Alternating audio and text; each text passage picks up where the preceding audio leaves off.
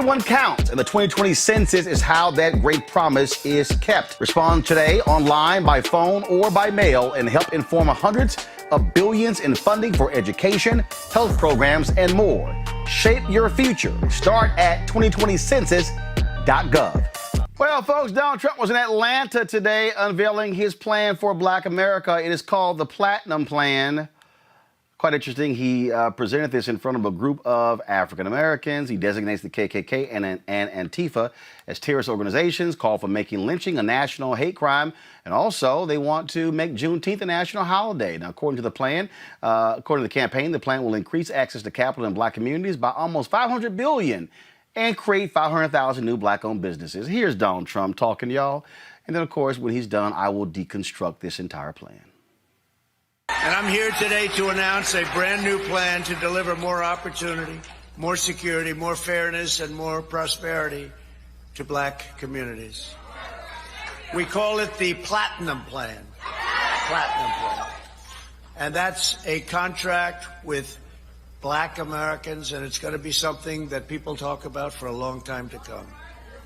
If you vote Republican over the next 4 years, we will create 3 million new jobs for the Black community. Open 500,000 new Black-owned businesses.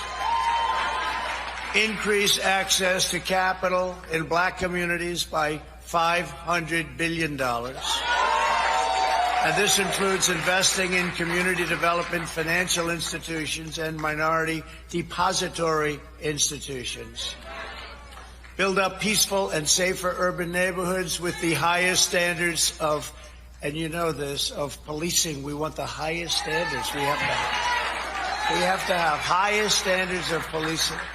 Bring even greater fairness to the justice system. We did criminal justice reform. We remember that.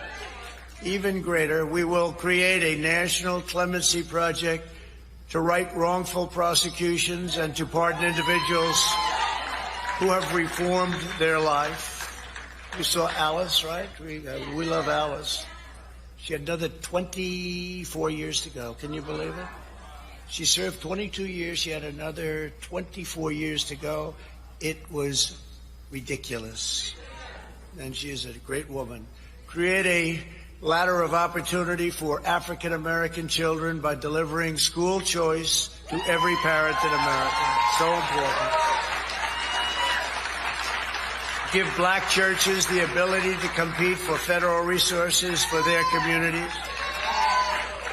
Bring better and tailored health care to address the historic disparities that we've had for so many years. You know that. This includes investing in treatments for kidney disease, diabetes, high blood pressure, sickle cell disease, and maternal mortality. Advance home ownership and wealth building in the Black community. Bring more manufacturing back to the USA, which we're doing anyway. And back to the inner cities, which have been largely forgotten, although not so much in the last 3 years when you get right down to it. Thank you. And Democrat policies that import low-wage foreign workers from overseas to replace Black workers in our inner cities. Joe Biden cares more about the citizens of foreign countries than he does about Black Americans living in our own country. I will always put Americans first, and that includes, very, very importantly, Black Americans.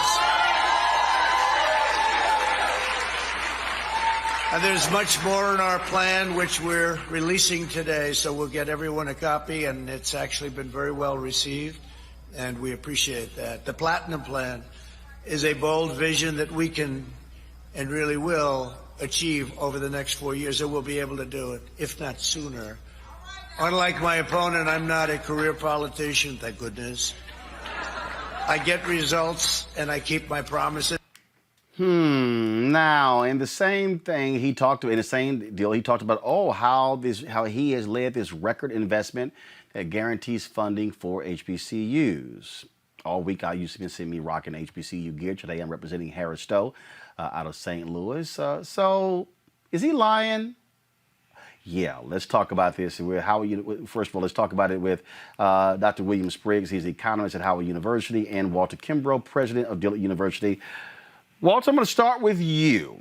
Okay, Donald Trump keeps touting how he has saved HBCUs, how he has made funding permanent for HBCUs so they don't have to keep coming back to Congress every year for asking money. You have been tweeting about this. You are an actual HBCU president. So I would think you probably would have a good idea if this funding is permanent. Is what Donald Trump is saying false? Is it true? Is it false? Is it a flat out lie? What is it? Flat out lie. And it just drives me crazy because particularly for the program that got funded, there are over half a dozen federally funded programs for HBCUs. He's talking about this one program that started as a pilot program by George W. Bush for 2 years. That program died when President Obama got to office, and everybody beat him up to say, look, you need to keep this money. So then President Obama comes back like, all right, I hear y'all. I'm going to make it a 10-year program. So it's a 10-year program. Hold on. So hold on one second. That's first. It was a 2-year pilot program. You say it died, meaning it was over, meaning Congress had to reauthorize it. Okay. Right. First of all, that program, what is it and how much money are we talking about? So it was a 2-year program for $85 million a year for HBCUs. So $85 million that was shared with multiple HBCUs. $85 million. 85 million. Okay, go ahead. 85 million. So then President Obama took that and made it a 10-year program, $85 million a year. And it also is additional money for minority serving institutions. So you'll hear some people say it's $200 million a year, but that includes the Hispanic serving and Asian Pacific and all of that. So it's a 10-year program.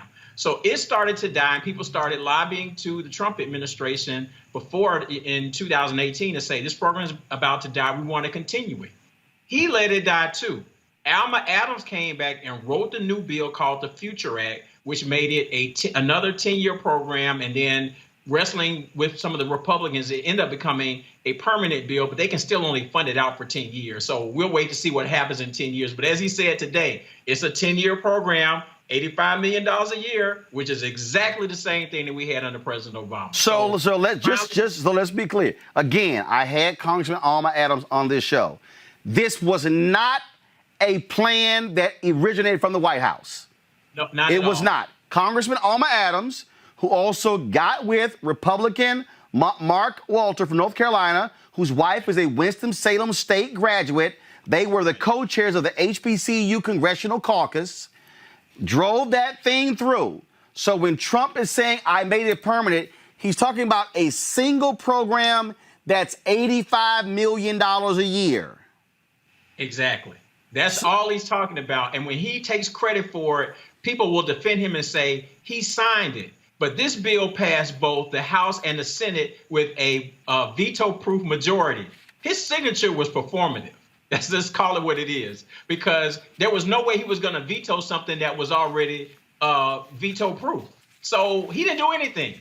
He never even tweeted about it saying, hey, let's support this. But after it passed, he's like thanking Lamar Alexander. He's thanking Ivanka, who's I don't think ever been to an HBCU function, and didn't even mention Alma Adams, which is the height of disrespect that he treats black people with. And in fact, it passed the House. It was held up in the Senate by Lamar Alexander, and Congressman Alma Adams was putting pressure. Why? Because she came on this show talking about that very issue. Now, when he says record funding, I've increased HBCU fundings than what Obama did. True or false? Also a lie. Funding has increased, but if you look at his budgets, which they call the skinny budget, which comes out the beginning of each year, every year his budget has either been flat for HBCUs, or the year when he cut out the $85 million, it was actually a cut. So he can't say I've even asked for more money. But his first year, he blew up everything because he had to have his military stuff. So he went in and they added to the budget like a 20% increase. That's when Rand Paul went on the floor of the Senate and raised hell saying, look, when Democrats are in control, the Republicans are the conservatives. But when Republicans are in control, there are no conservatives. He was pissed because now they're going to spend all this money. So when they increased the budget, Kamala Harris and Doug Jones came back to say, y'all got this new money. Let's get the HBCUs more money, which is a 14% increase. So when you hear people say he increased HBCU funding the first year by 14%, I can show you the letter where Kamala Harris and Doug Jones asked for that money. He didn't ask for it. If you look at his budget, it's zero increase. So he's taking credit for other people's work. And every year he comes back. Flat budget for these programs, for the 2 Title III programs, for the minority, for the HBCU graduate programs, for the HBCU master's programs. They're always flat. And then the money goes up because Democrats come in and work with Republicans and increase the funding. And then he says, look what I did. I did all this for you. So all of that is a lie. None of his budgets support what he's saying now. Yes, the money went up, but he didn't ask for it. Last point for you. I've had people who, oh my goodness, Kimbrough's making it up.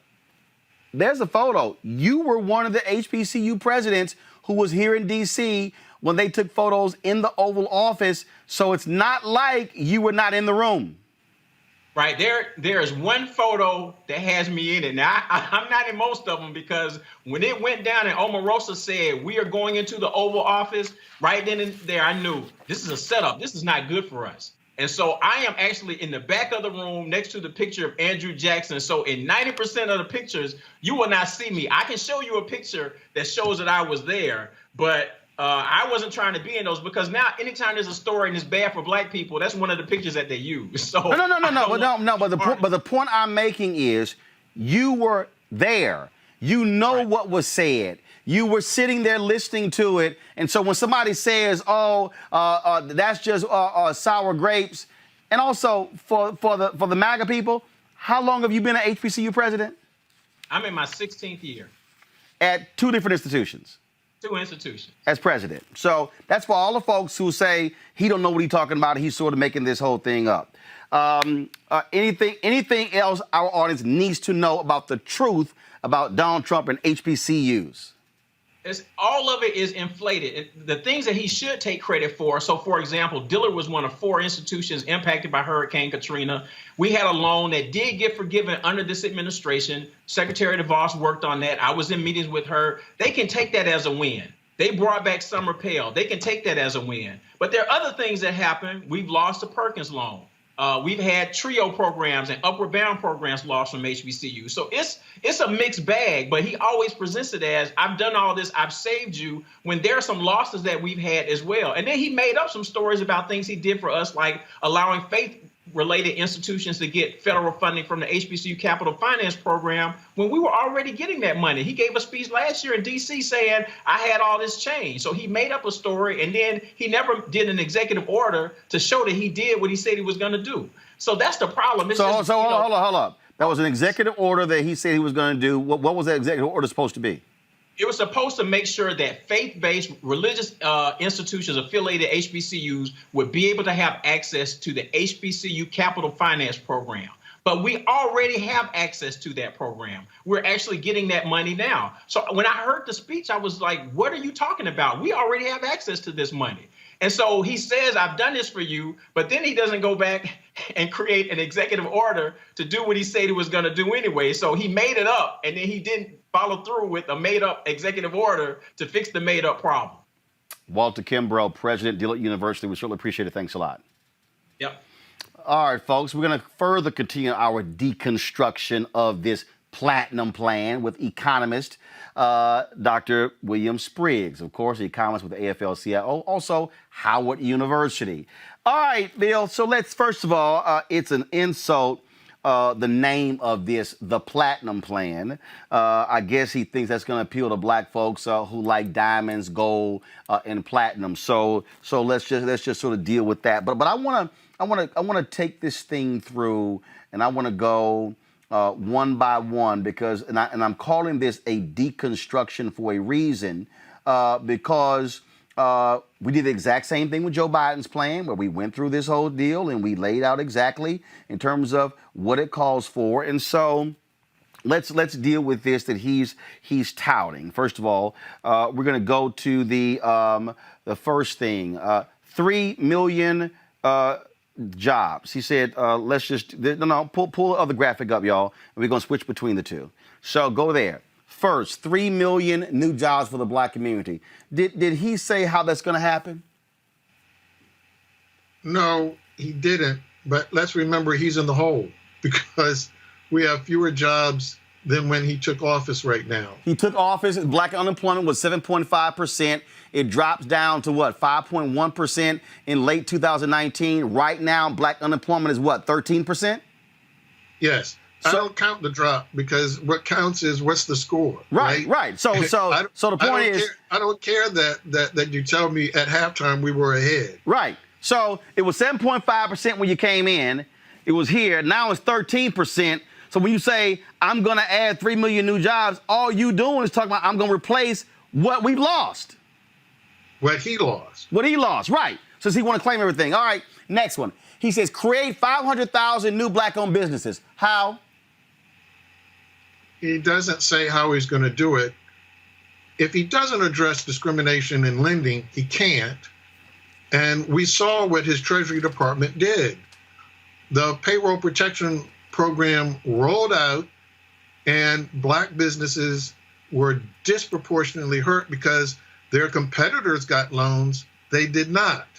And we know that within that short space of time, we lost a way disproportionate share of black jobs, while his Treasury Department did nothing. It took Congress to come back, reauthorize the PPP program, and direct that the money went to CDFIs, community development financial institutions, and minority depository institutions, so that the money would get to black businesses. $1 late. But here's the other deal. But we've also we're losing. He had an opportunity to just keep the number of businesses, and he failed. We've been losing businesses because of COVID, and so when you say you're going to add 500,000, same thing. You're trying to add what we've actually lost. So let's go to the guys. Pull the next one up. Put the graphic up, please. Come on. I need the graphic. Come on, no, the graphic, please. Thank you. Thank you. That one. Increase access to capital in black communities by almost 500 billion. Okay, but here's the piece. Y'all, read the details. Come down to my graphic, please. Where the 500 billion comes from is seeking infrastructure funding that will lead to widespread growth in the annual 500 billion federal contracting opportunities. He's talking about the same money. So that's right. That's not 500 new billion. He's like, oh, I'm just touting what is over here in the infrastructure plan. But that's infrastructure. That's not to black businesses. Precisely. Keep going. That's just again walking people through. Next item on the graphic. All right. Safe urban neighborhoods with the highest policing standards. That's a waste of my time. But you know what? Let me just do this here. Now, let me go to my deal here. So let me go right down to that one. So here's what's quite interesting about that. Because this is the detailed plan that I have right here. So he says that, y'all gonna love this one. National Clemency Program, got that. This is right here. Restore safety to America's great cities by working with police departments. I'm gonna bring in Rob and Amisha right here as well. And accountable models of policing, including diversity training and accreditation standards. Rob, how can you say you're going to have diversity training for cops when you just got rid of diversity training on the federal level? I was just going to make that point. You know, he has an executive order getting rid of diversity and training, and he has an executive order where he doesn't want us to tell the truth about history. He says, so we don't want to deal with the fact that we've had racism. And he says this line in his executive order that says, you know, the Civil War dealt with this, and people are acting as if we were built on a racist country. We were, and we still haven't gotten rid of a lot of things, and we need to deal with it and really tell the truth about it. So he's not even telling the truth of history. He doesn't care about diversity and training. He's doing this to make some white people, and I guess the few black people that are supporting him, feel like they have something to talk about. Like, okay, we know you're saying racist stuff. We know you've done all this stuff. So we got to have something. And now he can just give them this talking point, like, I'm going to help black people by doing this. The man has been there for 4 years, and you're going to tell me 45 days before the election you got your black plan? You can say black people now? I mean, I'm just saying. Amisha, I'm looking here again under this whole deal of fueling access to capital for black-owned businesses. He says increase opportunities for small business lending and technical assistance through community development financial institutions in order to grow business and create generational wealth opportunities with over $400 billion in lending. Then he says, examine alternative ways to build credit, including rent, utilities, and phone bills. Make the Minority Business Development Agency permanent. Appoint its leader to the Assistant Secretary of Commerce level. Create a sub-office of African American Affairs and engage with private sector advisors to ensure real-world plans and solutions. Increase the number of black-owned contracting businesses, financial services entities, and private equity investment funds through regulatory reform and up to $40 billion in government funding alongside traditional private investment. Advance lending relationships with financial institutions, particularly those businesses who weren't able to participate in PPP. Host senior executives from major financial institutions on a quarterly basis to advance new and equitable lending programs for black communities. All of this stuff that he said that he wants to do in the second term, he hasn't done in the first term. He could have done it first. He could have done it at first. Hell, he could have ran on it in the first term. He did not. There was nothing stopping President Trump, who also, be mindful of people, his party also has the Senate. He could have done this immediately long ago. Like, there is nothing stopping him from doing any of this. But to the point mentioned a minute ago, we have a president who is now listing off things that run in direct contrast to the things that he says on his stump speeches. He's not somebody who cares about race and equity. He thinks of those things as unpatriotic. And if you talk about them, then you're not American. He does not care about lending practices that disproportionately affect African Americans. And we've seen that time and time again. He won't even have a sit-down conversation with the NAACP or the National Urban League when both of them and their CEOs have spoken to these issues directly and have plans that I believe it looks like he lifted literally out of those plans some of the language that he's using within this new, very odd framework of this platinum plan, which sounds a little sketchy in and of itself. But I think that what President Trump is doing, and it's not to get the black vote, he already knows that that's not really going to happen for him. What he is trying to do is to mitigate some of the disastrous commentary that he's had that makes some white people feel uneasy, particularly some white suburban women. So when you talk about there being this racist rhetoric and you talk about there being, all of the issues that the Black Lives Matter movement has brought to the forefront, this is a president who now is saying through means testing and through hearing a lot of what, the white people in the street who are holding BLM signs are saying is that, hey, maybe if I put together this plan and bring out some trinkets of black people to Atlanta, because be mindful, the majority of the folks who were at that Atlanta gathering today weren't from Atlanta, they flew in from other places, then maybe, just maybe, I'll be able to show to good-meaning white people who otherwise would not, be fervent supporters of his, that I'm trying to do something. Be mindful. He could have done this months ago. He could have done this years ago. If he wanted to actually implement these plans, he could have done it. He knew that the PPP loans, by the way they were designed, they were not meant to help black businesses. But I want to go through this because, again, I'm looking here and I'm just sort of laughing, Bill, because he says grow minority-owned businesses with additional tax cuts to stimulate hiring and investment. Bill, have the tax cuts overall for all of America, have they stimulated hiring and investment? No, the economy actually slowed after the passage of his tax credit. So when you look at the growth of black employment, it was already underway when President Obama was president. And so what you look at is a path that actually slowed, and of course now it collapsed on him. But the Minority Business Development Agency is under his control. He doesn't need the Senate or Congress to do some of the things that he mentioned there. Instead, he undermined that agency. He gutted that agency. So for him to now say, oh, but if I get reelected, I'm going to do something different, as if he didn't undermine it before.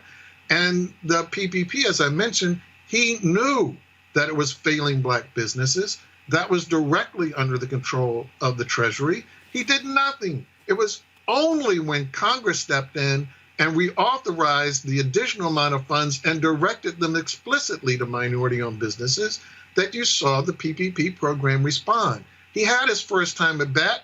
He whiffed. He totally missed the ball. The more damaging thing, he says, is later in this plan when it comes to black home ownership. No, hold on, wait. Hold on, wait. I'm going to get to that. Hold on. I'm going to take it by section. In his plan, he says, encourage onshoring and development of domestic manufacturing to increase supply chain, business development, and employment. Sounds great. Has manufacturing jobs, have they increased or decreased under Trump? They've decreased, and in key states, Ohio and Michigan, the auto industry has, in fact, stalled and faltered under his control. So he today, he hasn't returned those jobs, the steel jobs that he promised, right, because of his war that he declared was going to get us back jobs by his reckless use of tariffs, did not, in fact, generate new jobs in that industry. So his track record on that is that this is not materialized.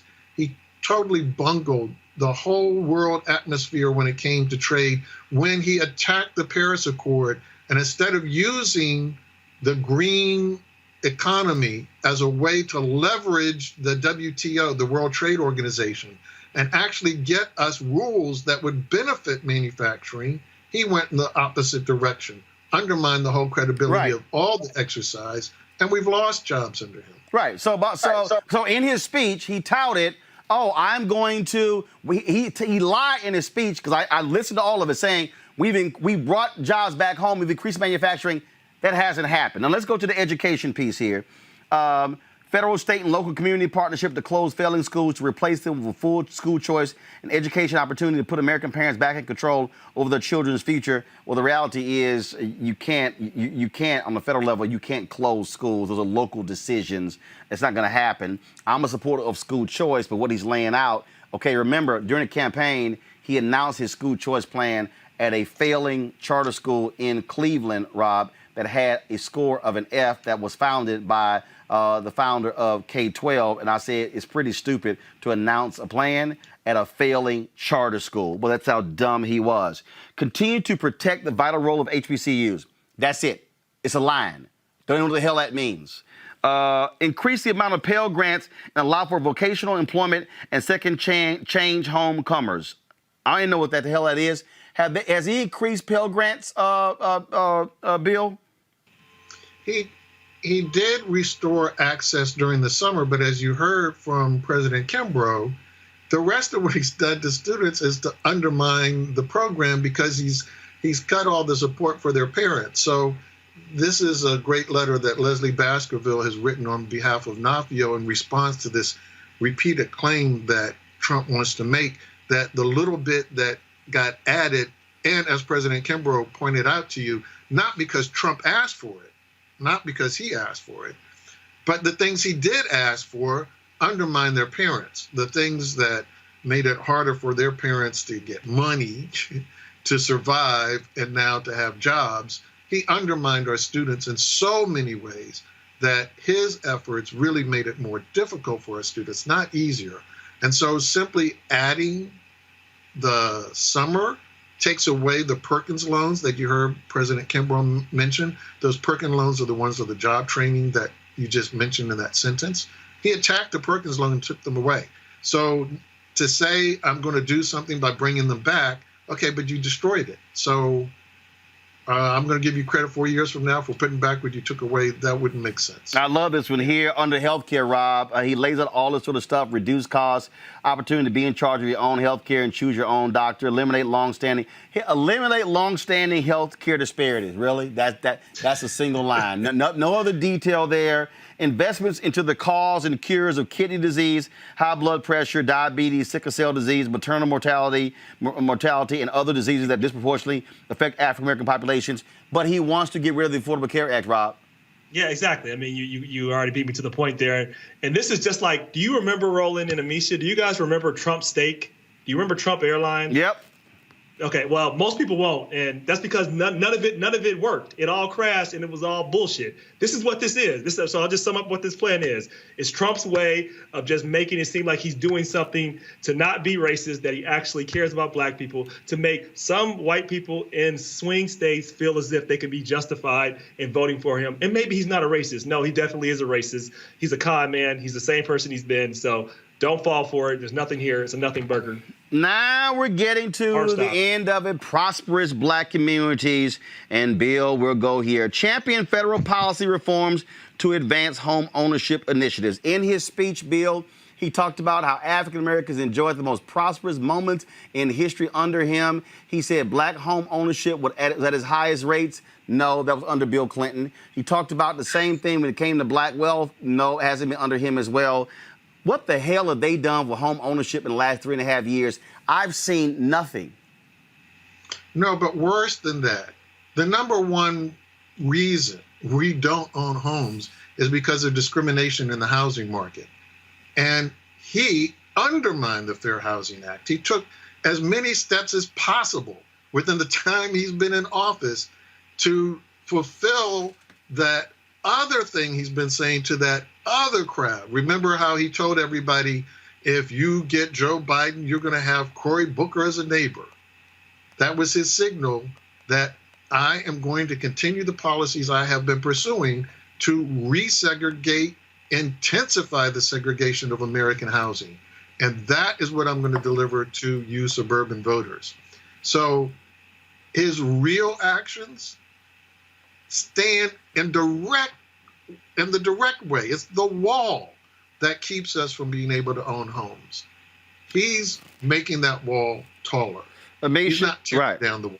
Amisha, he says here, go to my iPad, make Juneteenth a national holiday. Do you recall when that could have been done in July? And it was Senator Ron Johnson of Wisconsin who refused to allow unanimous consent to make it a federal holiday. I don't recall Donald Trump saying, stand down, Senator Johnson. I don't recall a single tweet by saying, make this happen. Again, this is bullshit.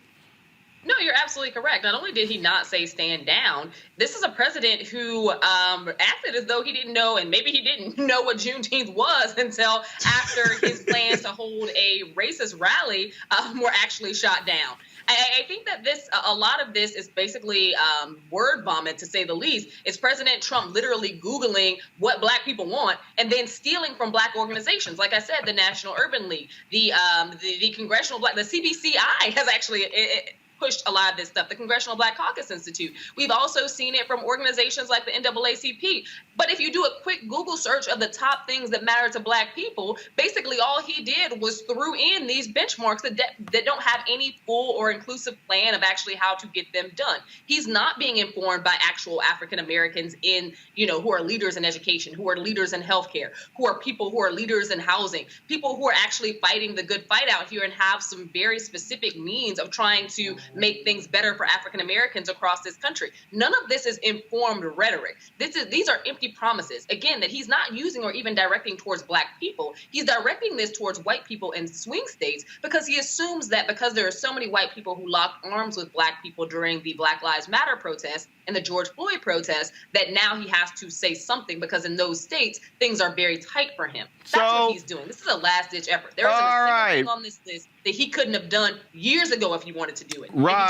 Rob, prosecute the KKK and Antifa as terrorist organizations and make lynching a national hate crime. First, the FBI director, Christopher Wray, just testified the other day that Antifa is not an organization, it's an ideology.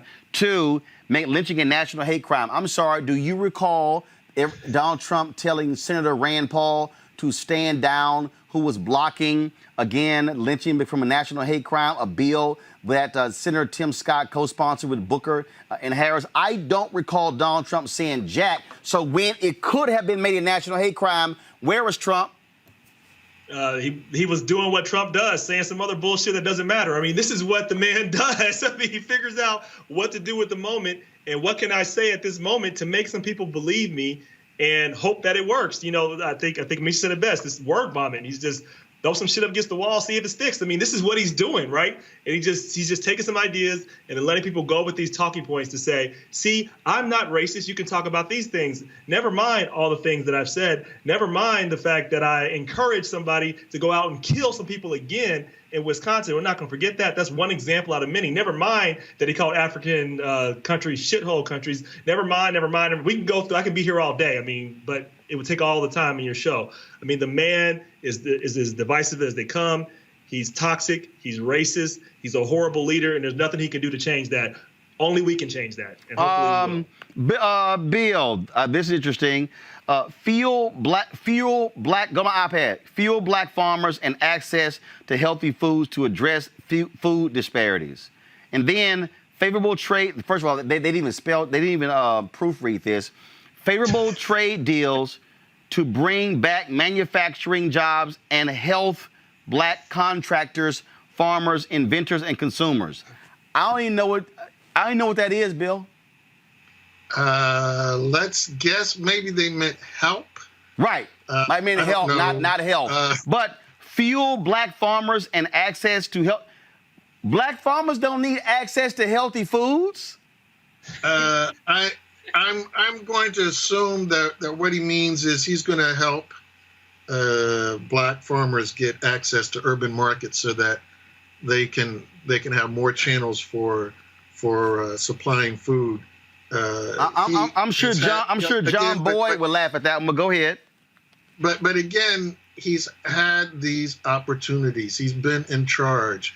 He's had an opportunity to do all of these things. In fact, if you look at what he's saying there, not only did he rip it off from the Congressional Black Caucus in many points, but these are things that the House passed that the Senate failed on. And in essence, what he's saying is Nancy Pelosi is a good Speaker of the House. That's what he's saying. And so the next time you hear him say anything bad about Nancy Pelosi and how she's a communist and going to turn the American system into socialism, you just say, well, Mr. President, on when it came to black people, you thought Nancy was the greatest thing since sliced bread. So I find this one very interesting, Amisha. We only got two left.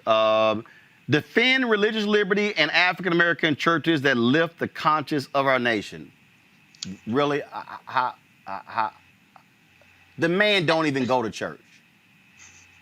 He doesn't go to church. I would like for them to describe, what this actually means, because at the end of the day, I think that this goes back to him trying to speak to a specific audience, and that specific audience ain't black people. So when he's talking about religious liberties, when he's talking about bringing these things to the forefront, he's not talking about black churches, because we know that when people were shot in the black church just a few years ago, he really showed very little concern whatsoever and found good people on both sides of the situation. So no, I don't think that this president gives two sense about the black church at all, nor does he care about faith and religion. But I think that he is speaking to an audience, again, that is not black people. He's speaking to an audience and trying to lean in on those swing states, but he's speaking to white women specifically right now. The same white women who he's done this entire campaign cycle of trying to make afraid of black people in general. So when we're having these conversations, I think that it's very interesting, his timing of releasing this plan, but also the fact that, it comes out literally within a day of us hearing about the Breonna Taylor case. He is very strategic in trying to be mindful of what he thinks that those people in the suburbs actually want to hear, but he doesn't have any real intent on making any of this happen at all. And of course, right here, the last one, collaborate with cities and counties to address mental illness and substance abuse. Really, Bill? My God, you're going to collaborate? No, I think probably what those cities and counties would say is, where in the hell is the money? Well, and again, this is the defund the police movement, right? The whole movement is, why are all of these funds going to the police when the biggest encounters that disturb us the most too often involve people who have actual mental health crises and their families are desperate to try and get help? They call the police instead of being able to call mental health experts. So, he criticized people want to defund the police, but that's where the money would come from. The money would come from, don't fund the police to do this, fund the professionals who know what they're doing when they encounter someone in a crisis. That's what this is saying. So he doesn't disagree with the people that he's been sniping at and saying sounded ignorant. And of course, I want to do this here, Rob. This is from the National Alliance on Mental Illness from August of 2019. That they lay out here that Donald Trump was going to be slashing funds for mental health care. Yeah, I mean, you're talking about what, facts and things that actually he's doing, not words that he's saying. These things rarely align when it comes to Donald Trump. So yes, he doesn't care about mental health funding. He doesn't care about black businesses. He cares about getting reelected, keeping power, and making those who have supported him have something to talk about. They have nothing to talk about other than a horrible record of leadership and I'm sure the most divisive president we've ever seen. Folks, I did reach out to the Trump campaign, sent an email to two individuals asking, did any of them, they make anyone available to come on this show to actually discuss and defend this plan? No response. Bill Spriggs, I appreciate it, man. Thanks a lot. All right, folks, back to our Roadblock Unfiltered video in just one round. As our community comes together to support the fight against racial injustice, I want to take a second to talk about one thing we can do to ensure our voices are heard. Not tomorrow, but now. Have your voices heard in terms of what kind of future we want by taking the 2020 census today at 2020census.gov? Now, folks, let me help you out. The census is a count of everyone living in the country. It happens once every 10 years. It is mandated by the U.S. Constitution.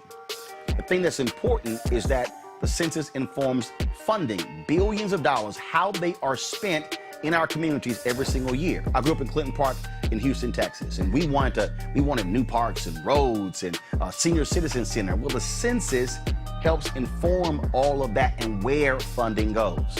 It also determines how many seats your state will get in the U.S. House of Representatives. Young black men and young children of color are historically undercounted, which means a potential loss of funding of services that helps our community. Folks, we have the power to change that. We have the power to help determine where hundreds of billions in federal funding go each year for the next 10 years. Funding that can impact our community, our neighborhoods, and our families and friends. Folks, responses are 100% confidential and can't be shared with your landlord, law enforcement, or any government agency. So please take the 2020 census today. Shape your future. Start at 2020census.